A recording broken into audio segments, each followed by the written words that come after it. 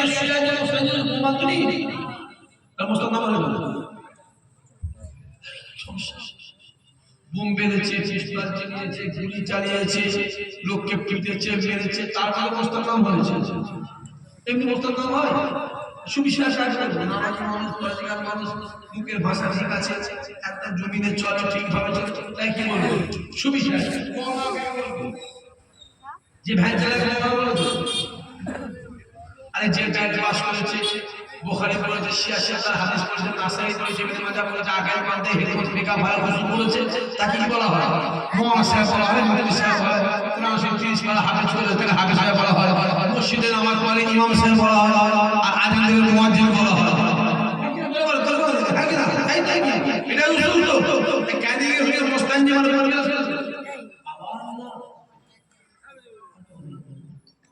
হ্যাঁ